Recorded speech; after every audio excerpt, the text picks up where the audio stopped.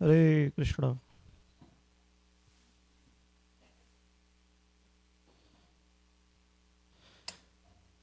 जय राधा माधव कुंज बिहारी,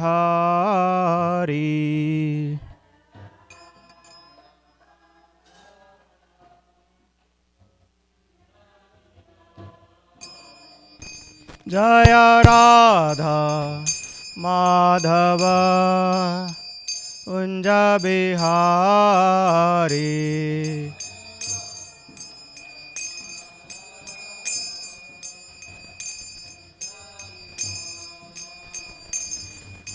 गोपी जन वल्लभ गिरवरधारी,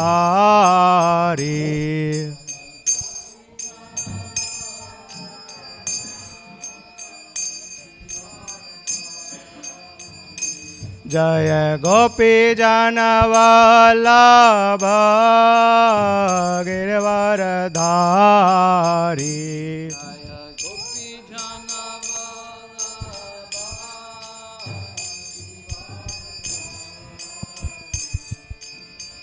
यशोदानंदन ब्रज जन रंजन,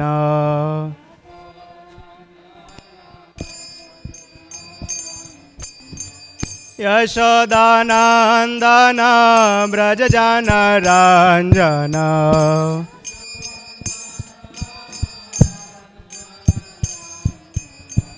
यशोदानंदन ब्रज जन रंजन,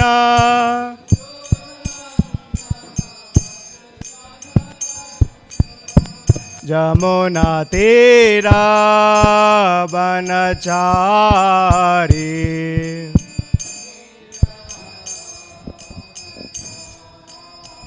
यमुना तीरा बनचारी,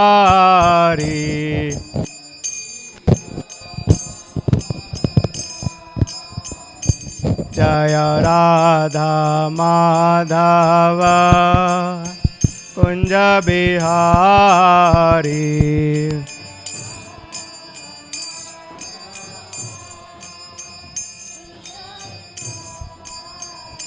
जय राधा माधव कुंज बिहारी,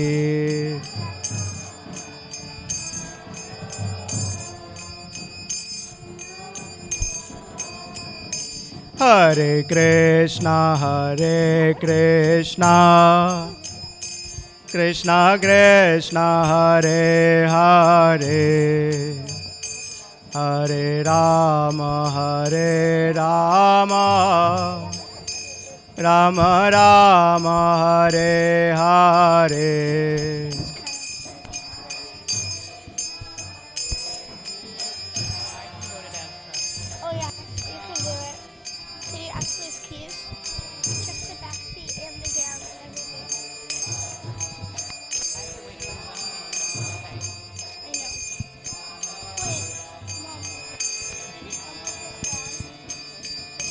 जय राधा कालचंडी राधा कालचंडी राधे,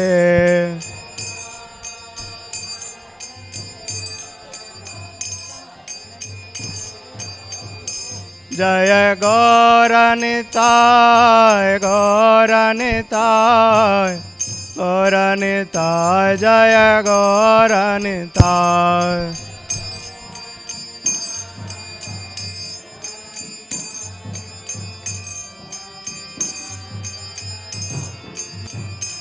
जय जगन्नाथ जय जगन्नाथ, जय बलदेव जय सुभद्रा,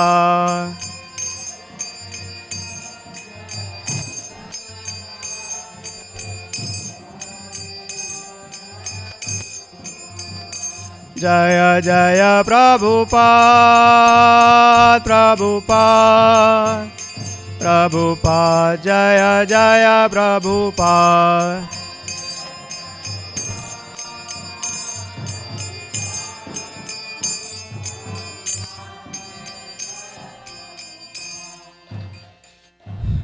ऐसी भक्तिवेदांत स्वामी श्रीपाद की। ओम नमो भगवते वासुदेवाय।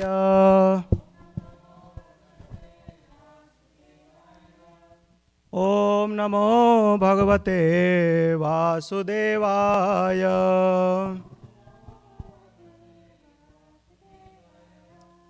ओम नमो भगवते वासुदेवाय।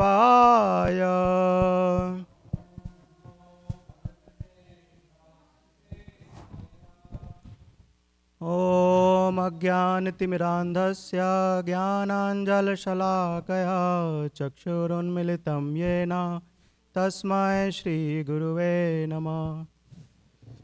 हरे Krishna. Welcome to Srimad Bhagavatam class. My name is Ashwini Kumar Das. We are reading from Canto 9, Chapter 16, entitled Lord Parshuram Destroys the World's Ruling Class. We'll start from text 1 through text 9, and then the focus text is text 9. So we'll read each text one by one.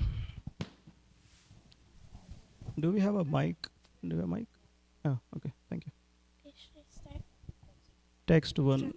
Shukadev Goswami said, My dear Maharaj Parikshit, son of the Kuru dynasty, when Lord Parshuram was given this order by his father, he immediately agreed, saying, Let it be so.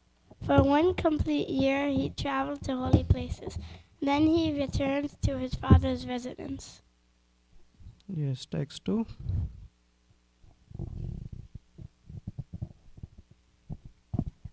Once, when Renuka, the wife of Jamadagni, went to the bank of the Ganges to get water, she saw the king of the Gandharvas decorated with a garland of lotuses and sporting in the Ganges with celestial women, Apsaras.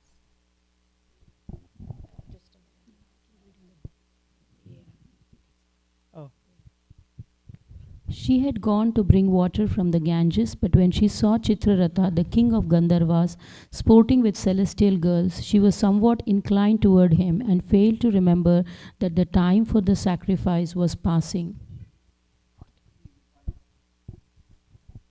Yeah, text 4.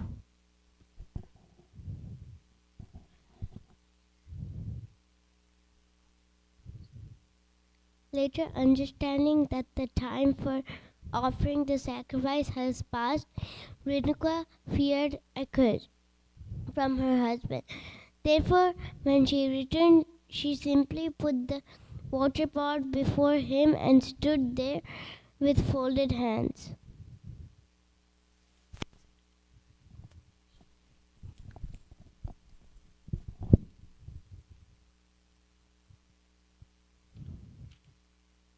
The great sage Jamadagni understood the adultery in the mind of his wife.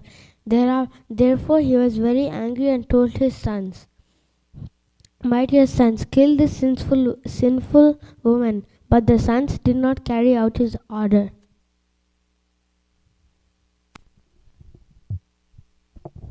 Jamadagni then ordered his youngest son Parshuram to kill his brothers, who had disobeyed this order, and his mother, who had mentally committed adultery. Lord Parshuram, knowing the power of his father, who was practiced in meditation and austerity, killed his mother and brothers immediately.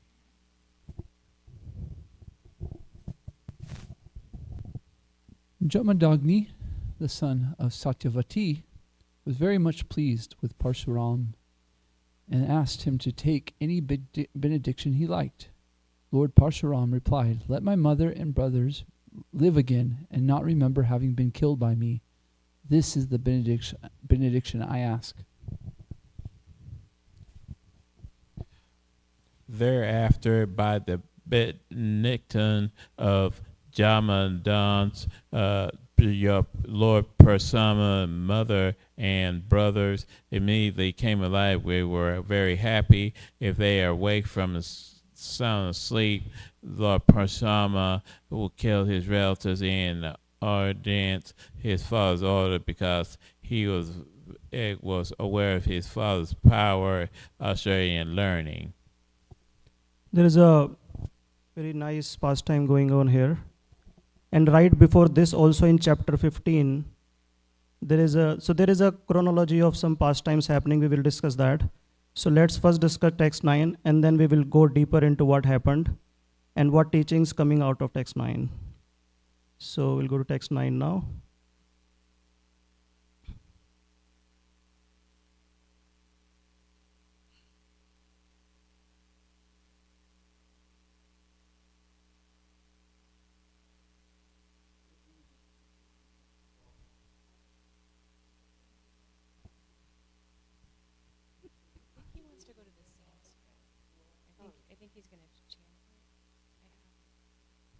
Shall I start? Yeah.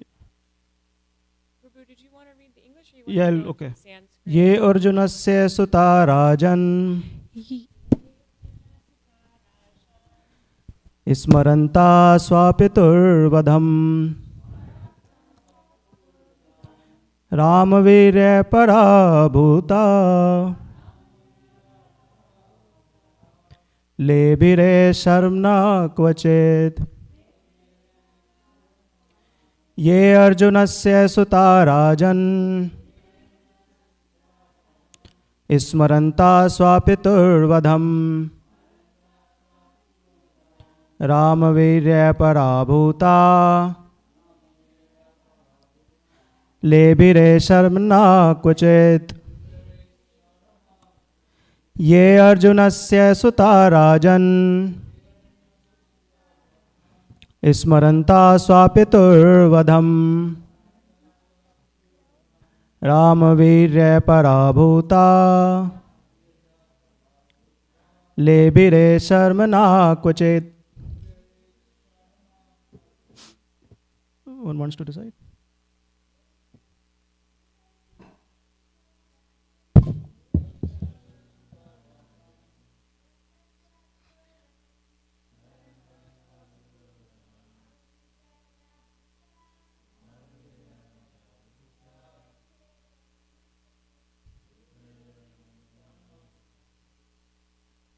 Anyone else? Ye Arjunasya Suta Rajan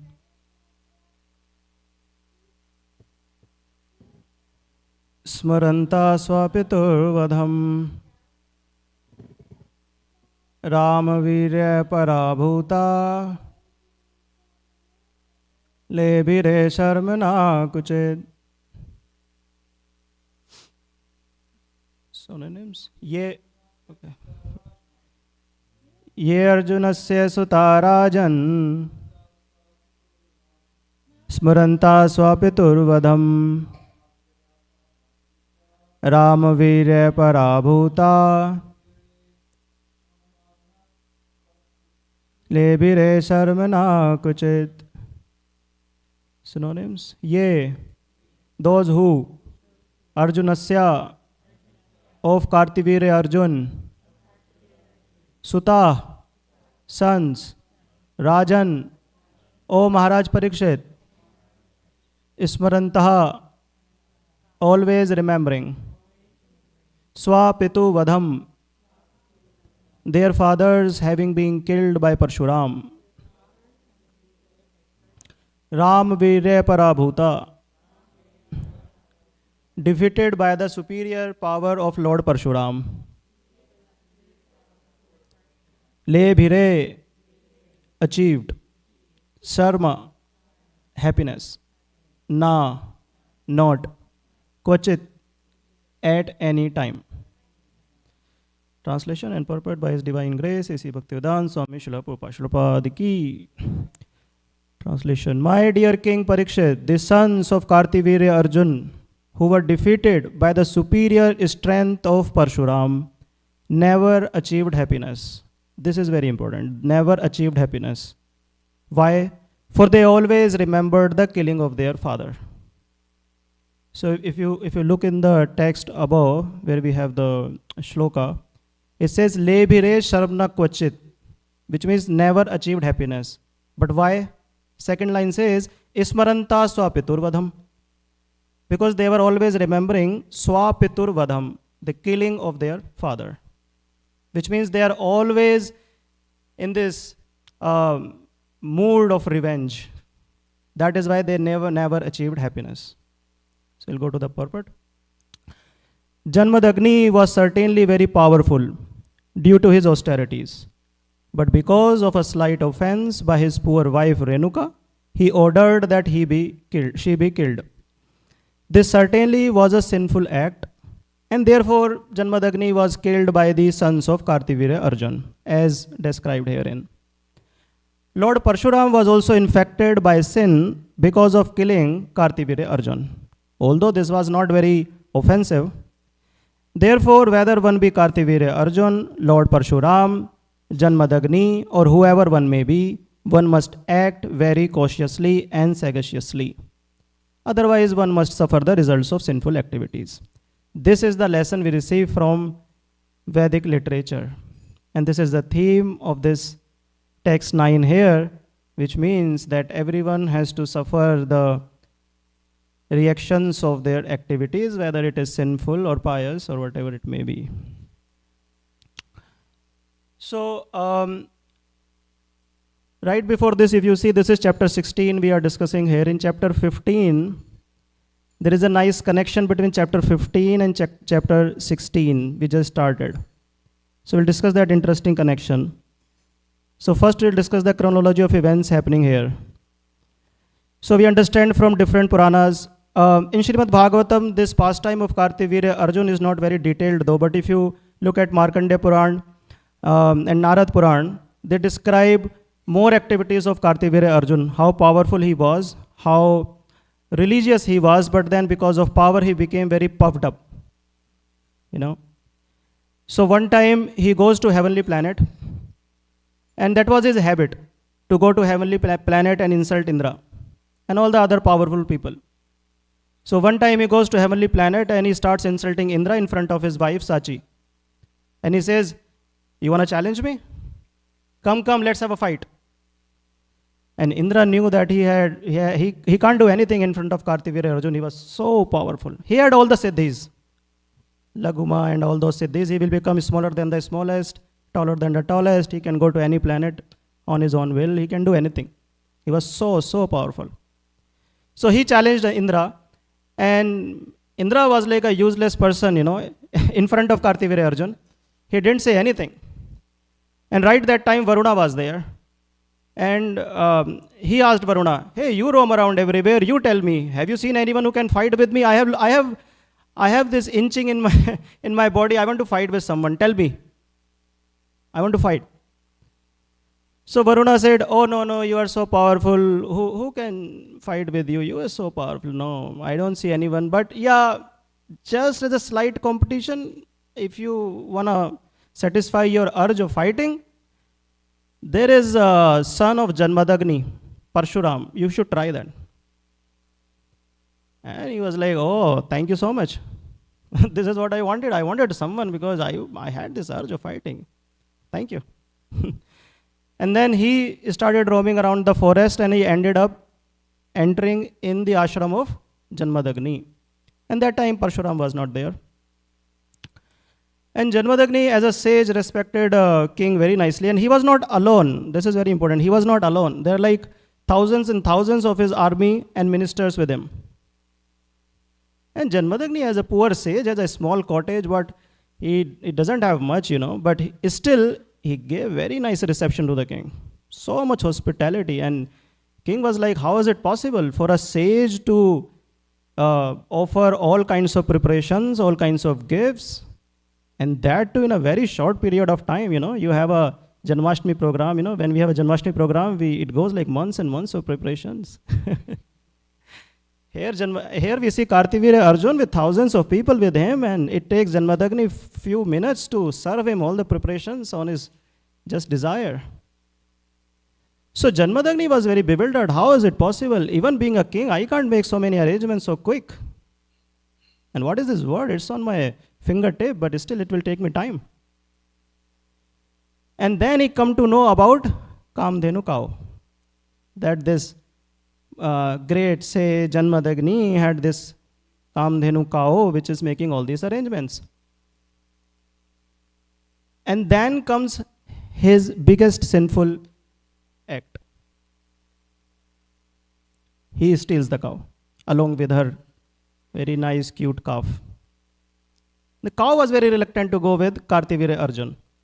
So she starts crying, but Kartivira Arjun had his own selfish desire to own this cow.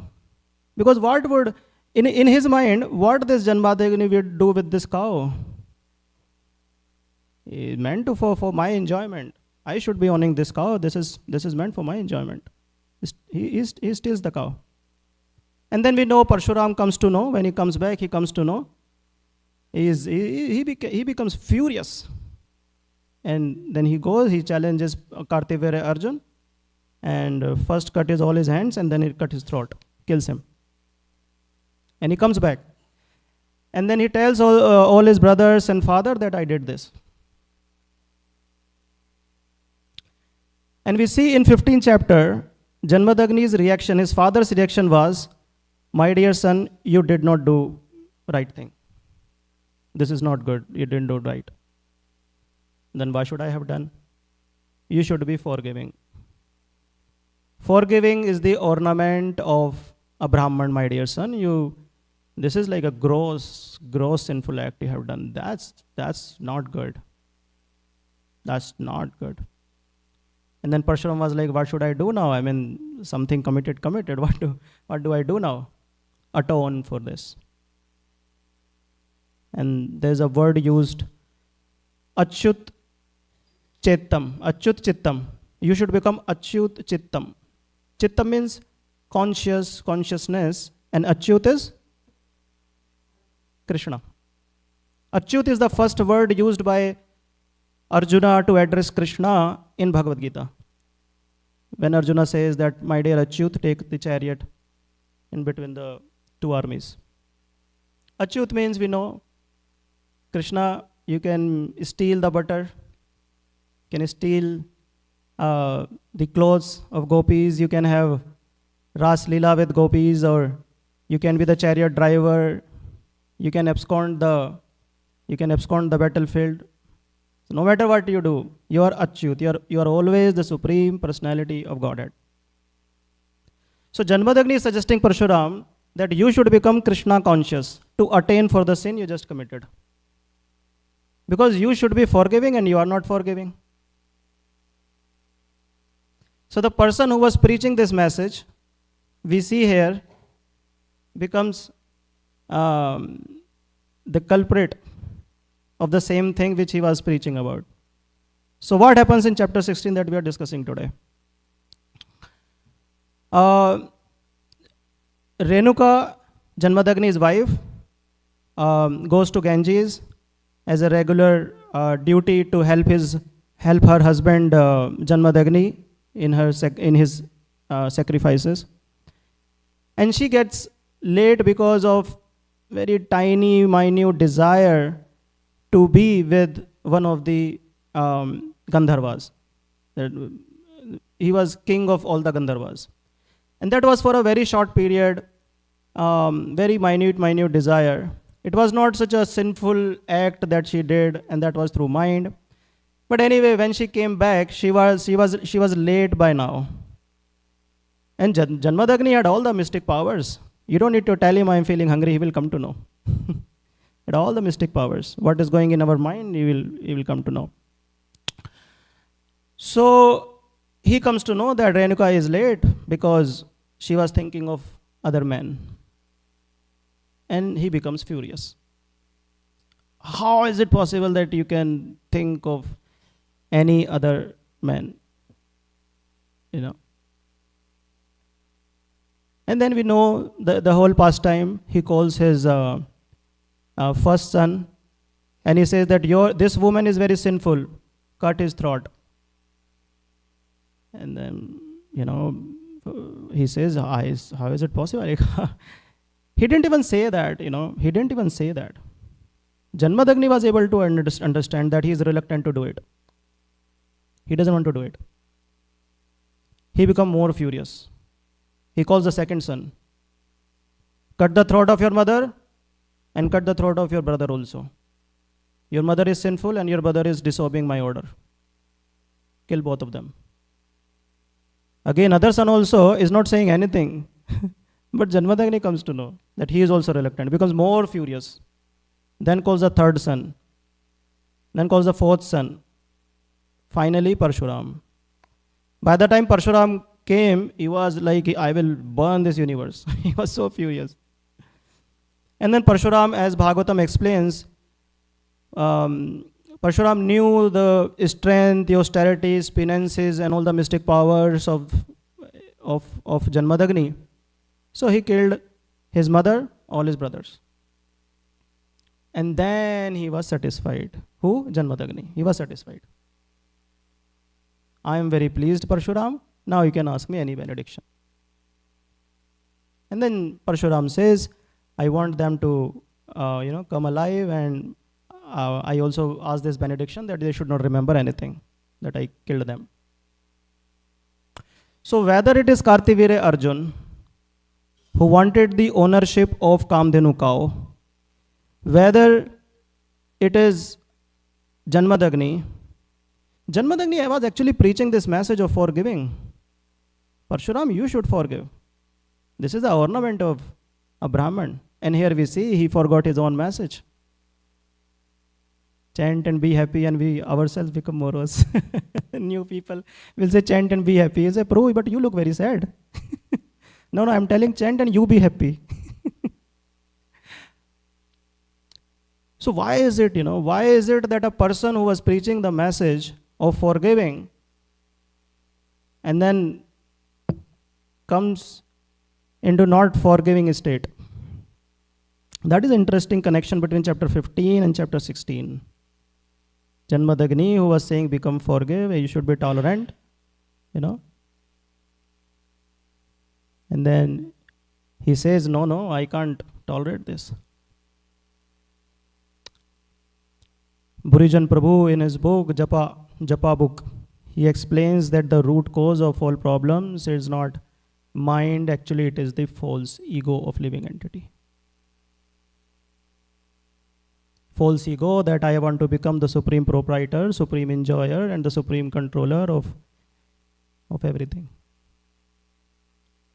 So whether it is Kartivya Arjun who wanted the ownership of this cow was in much worse state than Janmadagni, but Janmadagni was also having this false ego of that my wife is mine, meant for my enjoyment, my sons are mine, meant for my enjoyment, and they should be serving me, I am the supreme controller of them. Yeah, he was on an advanced stage in terms of looking at other living entities and other people and things in the universe, but still the false ego was there from his family perspective that they belong to me, they are supposed to be serving me, they should be following me. That false ego was still there. So from gross to subtle to subtle to subtle. So whether it is Kartivire Arjun who wanted the ownership of Kamdhenu cow, whether it is Ravana who wanted to enjoy Mother Sita, whether it is Hiranyakashipu who wanted control of poor Prahlad Maharaj, or whether it is Duryodhan who wanted proprietorship, controllership and enjoyment of Kuru dynasty, this false ego destroys everyone.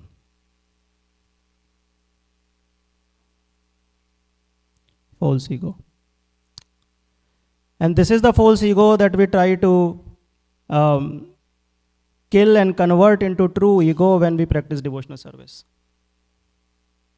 Because what happens, the false ego, because it wants to be supreme enjoyer, proprietor and controller, feeds a lot of desires to the mind.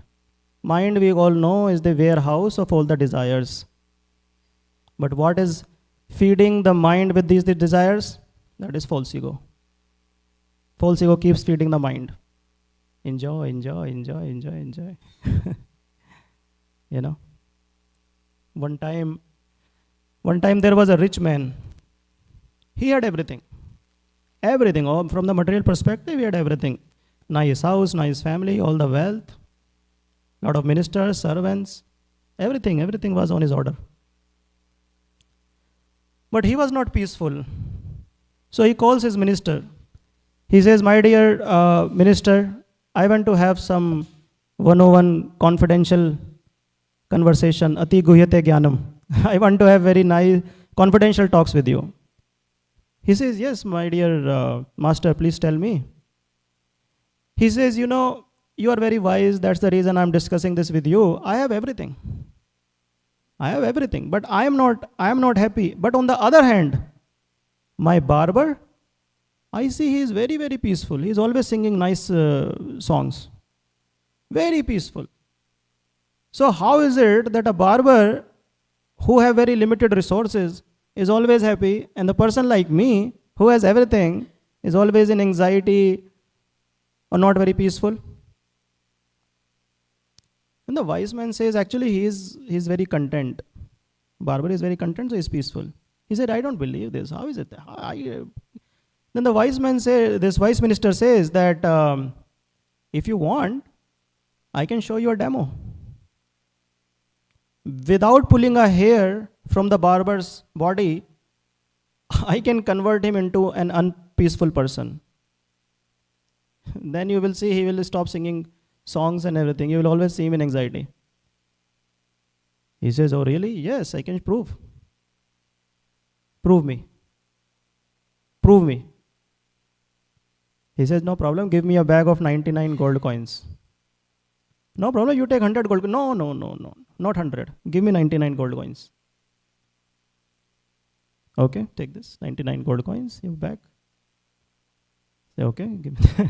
He takes the bag and put a note in the bag, a gift for you, and drops the bag at the door of barber's house and just knock it and then runs away. So barber opens the gate and he sees there is a nice bag dropped in front of his house. He picks the bag. He's very excited. He picks the bag, opens it, and takes the note out which says a gift for you. He smiles and takes the stuff out. He says, oh my God, gold coin. Wow. And there is second gold coin. Amazing. Third gold. Wow. And then he keeps counting. 1, 2, 3, 4. By the time he reached 90, what he was expecting? 100 gold coins. Correct?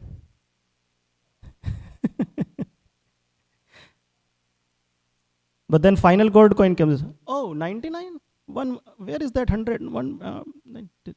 Let me count again. He puts everything back and then 1, 2, 3, 4, 5, 6, 90. 1, 2, 3, 4, 5, 99?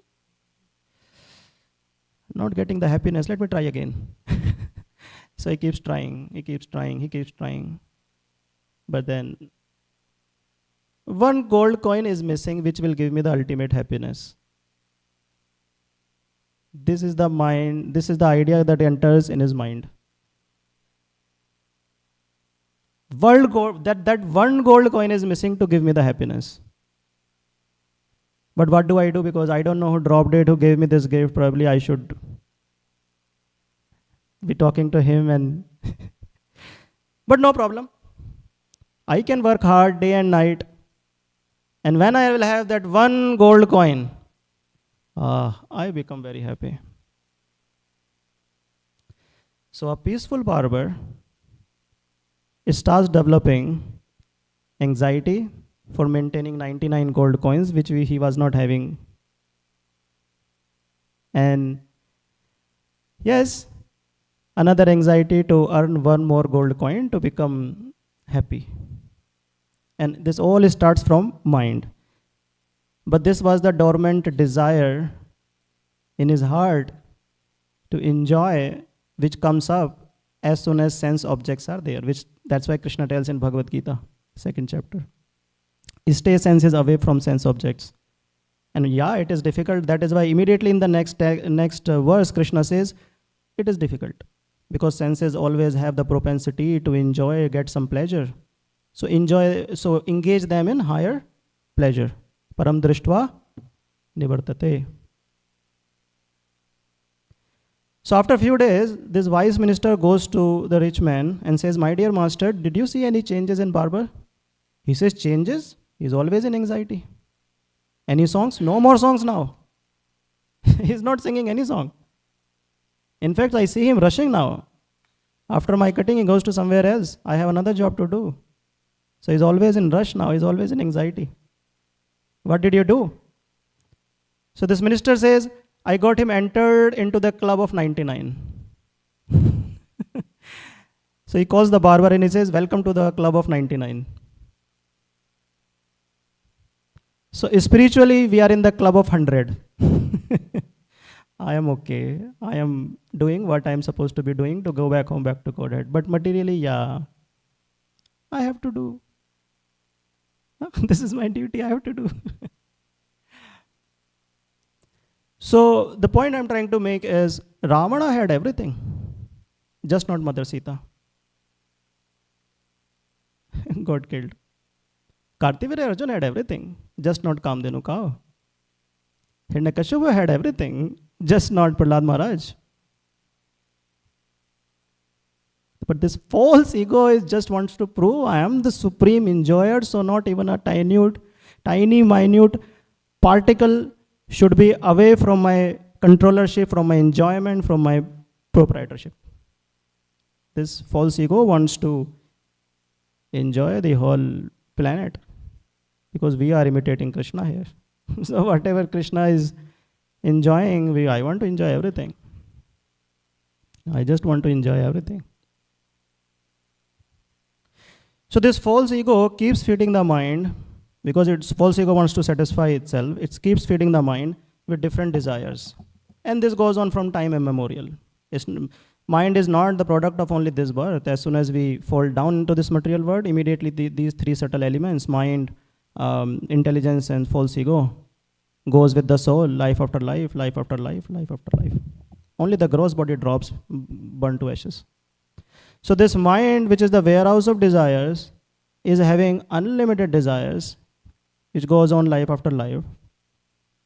And this false ego is never satisfied. So false ego is not satisfying, and mind is also not satisfying because it's being fed by unlimited desires from false ego. And the process is that mind is using the intelligence as a servant, and the intelligence is using the gross body to say, this is the desire, please fulfill it. For example, mind wants to satisfy by having intoxication. I don't follow the rules and all. What rules are you talking about? I just want to enjoy it anyhow. Give me some intoxication. And then intelligence starts making plan where I can get the best of the intoxicants, best of the drugs, best of this thing. And then he engages the gross body. This is the best shop. This is the best way, you can go there. And after this activity is done, gross body asks false ego, are you satisfied now? No. I want more. Then more desires. Then again gross body gets engaged. Then again gross body asks, are you okay now? I am not satisfied. And in this loop from false ego to mind to intelligence to gross body, feed back to false ego and mind. In this loop, what is stuck? Soul is stuck. Life after life, life after life, life after life. And whatever actions gross body is performing in this whole cycle are classified as pious activity or sinful activity. Pious activity, if one wants to satisfy his desire in cooperation with demigods, people do philanthropic work, help others and all. But then when false ego is so high that I do not care about laws of material nature. I just want to satisfy my desire at any cost. Then he doesn't want to, living entity doesn't want to cooperate with the laws of material nature. He just wants to, then it becomes sinful act. But in any case, whether it is sinful act, whether it is pious act, result is that we stuck in this material body. And that is why Prabhupada at every time, in Krishna, we read in Bhagavatam and Srimad, we read in Bhagavad Gita and Srimad Bhagavatam, Prabhupada every time says we have to become Krishna conscious. And interestingly, Janmadagni is also ISKCON member, isn't it? He's also asking Parshuram not to do anything else but become Krishna conscious to atone for the sin he had committed. Probably he joined long back. So whether it is sinful act or pious act, ultimately we have to get a material body. But what is the problem? I will do pious act and I will get a nice heavenly body. What is the problem? I can enjoy there. I will go to moon planet and I will have a nice somras there. I am following the rules here. I am not having intoxication, but yes, I will do nice pious activities and I will go to moon planet. I will have nice somras there. I will enjoy that intoxicant for very, very long time. What is the problem in that?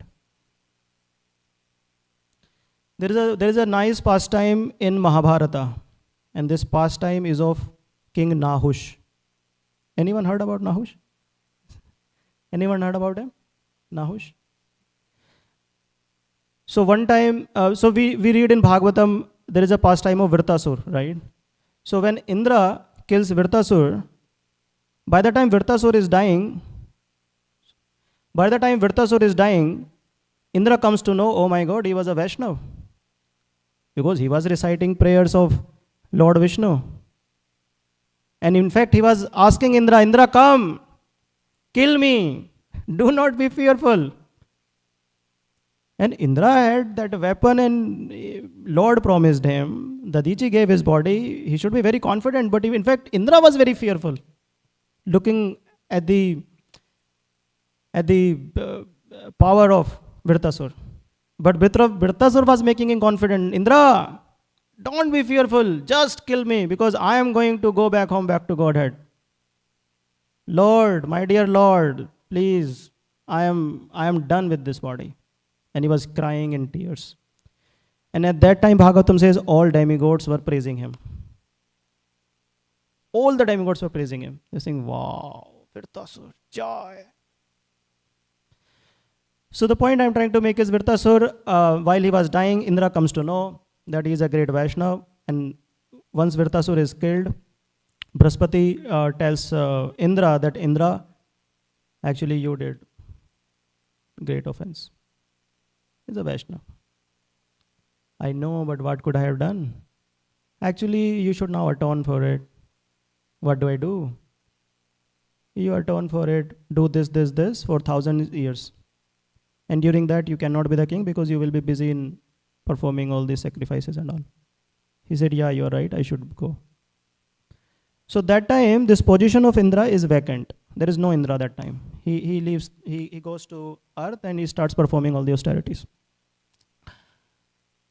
Now, there should be someone. How can country be run without a prime minister or president? There should be someone on the post. So there was no king of demigods that time. So all the great 7 sages, they decided that we should have someone who should be the king. So who deserves to be another Indra becomes a question of debate among them. They have a nice meeting and then they decide we have a king on this earthly planet named Nahush. He should become next Indra. So all the sages comes to Indra. All the sages come to Nahush. And they say, my dear Nahush, there is no Indra at that time in heavenly planet. So we request you please come and be the part of the family. And he humbly declines the request. He said, I don't think I'm capable, I'm not qualified. He said, we will make you qualified. You are already qualified, but still if you think we'll make you qualified, this is our order. Come and become the king of heavenly planet. He says, oh, great sages, you are great. I'll become the king of heavenly planet. I'll become next Indra, no problem. I will take this responsibility. So he becomes the king, he becomes the Indra. Nahush was such a pious king, such a pious king. Can you imagine one is eligible to become next Indra? Not only that, even sages are coming to request him to become Indra. Such a pious king. But as soon as he becomes Indra, he is puffed up with this sense of proprietorship, enjoymentality and controllership. He will not think of anyone. All the apsaras are meant for my enjoyment, all demigods meant for my enjoyment, even all sages also, they should be following my order. Why? Because I am Indra. You should be worshipping me. Why do you keep worshipping Vishnu and all? Worship me. Same Nahush, who was such a pious person, he comes to this stage. And now everyone starts following his order, but not only one person. Not only one person. He wanted to enjoy that person and he was not following his order. Anyone knows who was that? Indra's wife. Previous Indra's wife, Sachi. I want to enjoy Sachi. But Sachi said, my dear new Indra, I am a chaste lady. How can you even think of enjoying me? Please. Please. Then he says, what are you talking about? Your purpose is to satisfy Indra. I am Indra. Be with me. No, please. No, I want to enjoy you. Then she runs and takes shelter of Brahaspati, Guru. Like we do in our life also, you know. We try to call Shiksha Guru, Diksha Guru. We take their shelter, their guidance. Brahaspati says, no problem, you stay in my cottage, no problem. I'll protect you. Nahush, like the new Indra, he comes to know that yes, he is under Brahaspati's protection. He comes to know that.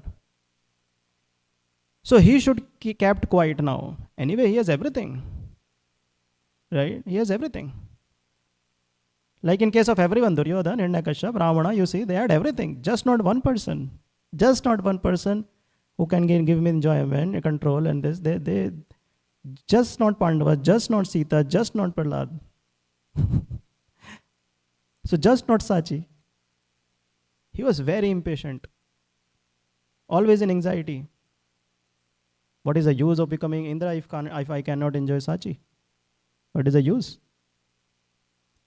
So became very impatient and he sends few messengers to Brahaspati's ashram.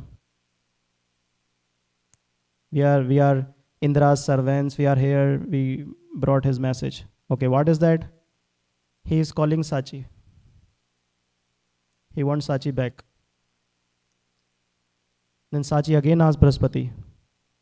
Brahaspati says, you tell them that you can come only when he will come in a big palanquin carried by 7 sages. He said, but if he will come, what I will do? Don't worry. I am telling you, you trust your spiritual master.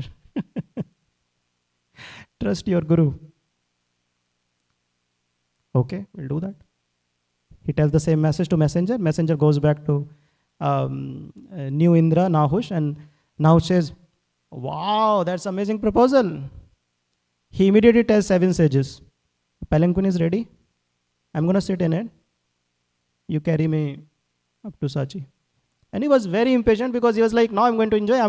I have been waiting for this day for so long. And this is the day. This is the day when I'm going to fulfill my desire of enjoying Sachi. He was very excited. He just wanted to go to Sachi like in the next moment. He was so impatient. And then 7 sages immediately says, yes, sir.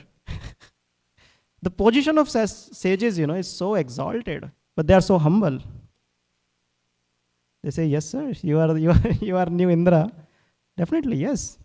Please have a seat in your palanquin. We'll carry it on our shoulder. No problem. And while they are carrying it, this guy is so impatient. He's like, run fast. You skeletons. Can't walk properly. Sages are very tolerant. They kept tolerating. And this guy becoming more and more impatient. Then what does he do? He takes his leg out and kicks the head of Agastya Rishi. You can't run fast, huh? And then he kicks Agastya Rishi. Now this was too much. That's like the height of everything. Rishis know that this is what he gonna end up to, another Ravana or another Hiranyakashipu or another big demon, This was like done. That's the height of his sin. That's the height of his false ego. So immediately Agastya Rishi turns and curses him. You don't deserve to keep legs. Legs are supposed to go to the temple and worship the Supreme Lord Hari. Legs are supposed to perform our duty as a father, mother, king. Legs are supposed to serve the devotees. But you are using the same leg to enjoy your senses, and to such an extent that you are so impatient, to such an extent now that you are ready to even disrespect the sages, to such an extent that you are ready to even kick them.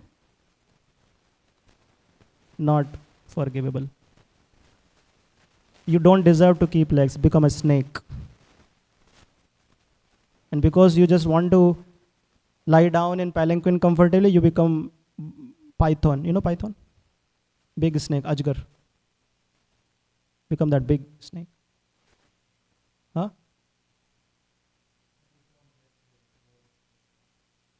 Yeah. Okay. Yes. Python. And then he atones. He immediately comes to his senses. He says, "Oh my God!" And immediately like, "Wow! I became intoxicated with the power. I'm so sorry. Time is gone, but you are sorry, but time is gone. Once a curse is given, it's given. Can't take it back. But help me so I can get out of this body of being in this animal body." There is a long pastime how he is later on liberated by Yudhishthir Maharaj in Mahabharata. But point I'm trying to make is how this pious person, the pious activities of this person ended up giving him a body of animal. Eventually. Because of what pious activity will do, they will give you some material benefits in form of money, in form of post, probably fame. But everything material feeds up the false ego, which is the very root of our existence in this material world. We read in Ramcharitmanas, when Hanuman first meets Ramana, he says, "Raman, I am folding my hands in front of you. Please give Sita back." Lord Ram is the Supreme Personality of Godhead. If you will take his shelter, he will forgive you, because he is Kripa Sindhu. Kripa Sindhu means he is the ocean of mercy. Like how much water is there in the ocean? Hey, what are you saying? There's water all over. So is the ocean of mercy means mercy all over. Even though you have committed a biggest sin, but still at this point, if you go and fall in the feet of Lord Ram, he will immediately forgive you. Actually, that is a worry of Indra also. When Bharat came to know that Lord Ram has gone to forest, for 14 years, he starts crying. He says, "I cannot bear his separation. I immediately want to go and meet him." So he starts walking with all his army to meet Lord Ram. And that time, we read that trees were crying, looking at the love of Bharat. Trees were crying and stones were melting. And every step he was placing on the ground, the earth was getting softer. So Indra was thinking, if this is the situation of hard things like stone and earth and trees, then what would be the situation of Lord Ram? Ram has a soft heart anyway. So he will melt and he will say, "No, Bharat, do not cry. I am coming with you to Ayodhya." And if Ram will go to Ayodhya, who will kill all these demons? So that was Indra's worry also. That Ram is Kripa Sindhu, Lord is Kripa Sindhu, he will easily forgive and he will shower mercy, he will do whatever he wants. Then who will kill the demons who I am hiding from so many years and years? So Hanumanji is saying, Lord is Kripa Sindhu, you go and take his shelter. And then Ravan laughs. And he says, see this such a knowledgeable person in front of me. He will give me knowledge to me, to Ravan, who is controlling these useless demigods also, because that time so many demigods were folding his hands in front of his court. Hanumanji was fearless completely, but these demons were always like, yes sir. So he was saying, all these demigods, they follow my orders, and this monkey will tell me what is right and what is wrong. And then this is the same thing Hanuman is telling to Ravana. He's saying, Ravan, it's not your attachment with Sita. It's not your post. You are mad because of your false ego. Because the false ego is the root of all the problems. So as soon as you will take shelter of the Lord, you are actually saying, Lord, please take my false ego away.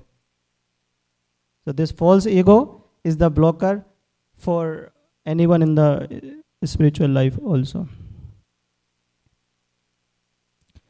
So these desires, when these desires come, we act, and the actions are classified into sinful actions, pious actions, and then comes transcendental actions. So as a devotee, we do not think of pious and sinful actions because they result us to be in the material world. We are always try to keep absorbed in the service of Lord Shri Hari. There are a lot more things to discuss, but thank you so much. It's already 8:30. It was my first Srimad Bhagavatam class in Shri Shri Radha Kalachandji Dham, so please forgive me for any offenses I committed.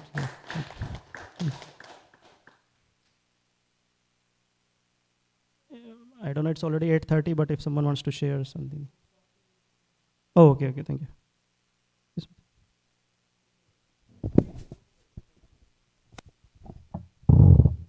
Hare Krishna Prabhuji. Thank you for nice class. Thank you for giving so many examples, so it sticks in our mind that we should not feed the false ego. My question is, in the purport, Prabhupada has written, Lord Parashuram was also infected by sin because of killing Kartavirya Arjuna, although this was not very offensive. So does that mean it was not offensive, or it was very small offense? So what does it actually mean? See, Lord, what I understood, like the sunlight is always pure. It goes to filthy places also. But sunlight is always pure. Lord is always in that state. Yeah, from moral standards, we can see, oh, Krishna is doing Ras Leela and all these things. From moral standards, he did something which might look less offensive, more offensive, no offensive. But Lord is Lord. In Mahabharata, if you see, the same confusion is there to Uttang Rishi also. So what happens? When Mahabharata war is over and Krishna is going back to Dwarka, on the way, Uttang Rishi meets him. And Uttang Rishi says, oh, my dear Lord, I came to know you went as peace messenger to meet all the Kauravas. Yeah, I went there. Oh, please tell me everything. How did you settle their fight? How did you make them settle in their homes, in their kingdoms? Please explain me everything. Then Krishna says, my dear Uttang Rishi, there is no one, almost hardly any man left. All the warriors have been killed. Then he became furious. Uttang Rishi, he knew the position of Lord Krishna. That is why he was saying that, oh, you are Lord, you must have settled all the fight. So all of them must be living peacefully now. So he became furious. He said, how could you have let that war happen? You are Lord. I am very angry with you. I will curse you. I will curse you. Because you are Lord. You could have done. You could have stopped the war. I came to know, I heard from someone you went as peace messenger, so I was at peace. But now you are telling there was Mahabharata war, all the warriors have been killed. No, you could not have done that. I will curse you. And that time, Lord Krishna tells the same thing to Uttang Rishi. He says, my dear Uttang Rishi, before you waste the results of your austerities and penances in giving me curse, before you waste that on me, I will take that curse. Krishna takes the curse of Draupadi also. Right? But did he do any wrong? Or did he do any right? Right and wrong is the moral standards of this world, is above that. But what he's telling to Uttang is the same thing. He says, my dear Uttang Rishi, in whatever form I come, I behave in that way. I come as Vamandev, I take Bhiksham Dehi. Does he need to say anything like that? Sir, you are the owner of the entire millions and millions and millions and universes. Unlimited universes. Do you need to say Bhiksham Dehi? He says, no, because I came as Brahmana, I am doing this, Bhiksham Dehi. Because I come as Narsim Dev, I am roaring like a lion. So whatever, because I come as Matsya Avatar, I am swimming in the water. So he's saying, my dear Uttang Rishi, in whatever form I come, I start behaving in that way because from the moral standard perspective of from that form. So he's unlimited, but when he starts engaging with the living entities, then he starts behaving in that perspective, and from that perspective he becomes less offensive, more offensive, or whatever you can say, but he's always like sunlight, goes everywhere, but always untouched. So my other question is, Prabhu, like you mentioned in 15th chapter, Jamadagni tells Parashuram, Lord Parashuram, Yes. that you have committed a sin, you have to be forgiving as a Brahmana. Yeah. But here he doesn't follow the same thing. And of course the sons... Same thing means again kills the warriors. No, here Jamadagni is not forgiving, right, to his own wife and his children. Yes, So correct. he's not following what he preached, like you also mentioned. Yeah. So, and Parashuram is he's Lord incarnated himself, and he is more powerful than Jamadagni. So he's not fearful of Jamadagni doing anything to him. No. So why didn't Parashuram tell his own father, like, you told me Brahmanas are forgiving, so why are you not forgiving to my mother and, my sibling, my brothers? No, he is not in that role.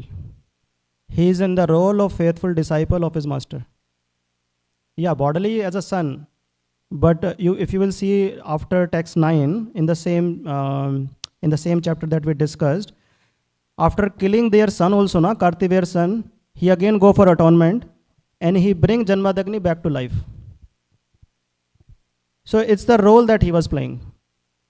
So he is not here as a role of Mahabhagavat or someone. No, he is not in the role. As you say, Krishna, when Govardhan Lila is happening, he is telling all the Brajvasis that you should not worship Indra. Then who do we worship? Worship Govardhanji. He should be telling, I am Sarvasya Prabhavu. I am everything. Worship me. No. In fact, if you read in detail in Garg Samhita, he is giving the philosophy of karma, Krishna. He is saying, there is no Indra, there is nothing. We just do, we get the result, nothing. Indra is not very intelligent. Whatever rain, if he is intelligent guy, why he is showering rain on stones and mountains and all the things? He should be showering rain only on seeds to become them tree or anything. So there is no Indra. So if you see like this, there are so many Leelas. But he is performing a certain role, and based on that he will act. Does that make sense? Thank you. Yes, Mataji. Jamadagni told Parshuram that he did an offense by killing Kartavirya Arjuna. How did he get rid of that offense? How did he get rid of... so Janmadagni suggested him that for 1 year he should go to all the holy places and serve the devotees there. And then he should try to come to the stage of Krishna consciousness. So it is there in text 1. Today's chapter, text 1 says that he goes to all the holy places and comes back to Janmadagni after spending 1 year in all those places. So that's the process Janmadagni suggested that time.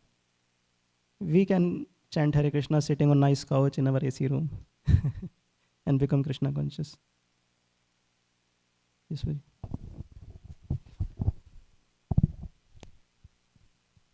What were the two Puranas you said? Narada Purana and the other one. What was that? Yeah, Markandeya Purana. Yeah, Markandeya Purana is there. So I was also reading that in one of those. I was reading.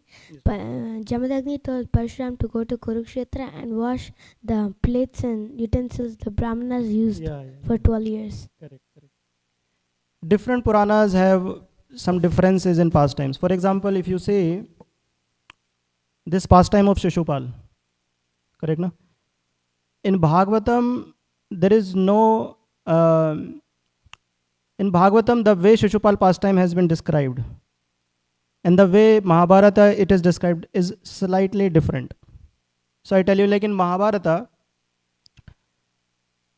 when Shishupal is abusing Krishna, or who he is, he doesn't do anything and things like that, then we see there is almost no role of Sahadev. We just see that in Mahabharata that Sahadev comes and sits in the lotus feet of Krishna and he starts massaging his feet because Bhishma is saying he should be worshipped. And right then, Shishupal starts abusing Krishna in different ways. And that time Yudhishthir comes, tries to convince Shishupal that he should not be doing that. And then Bhishma is furious. But in Bhagavatam, if you read, you will see that Sahadev is having discussion with Shishupal. So in the past times, different Puranas based on Kalpa and all, there might be slight differences. But then when we look at Srimad Bhagavatam, then this is what we refer as a golden source. Slight variations in other Puranas is possible based on time, place. These are details. That is my understanding.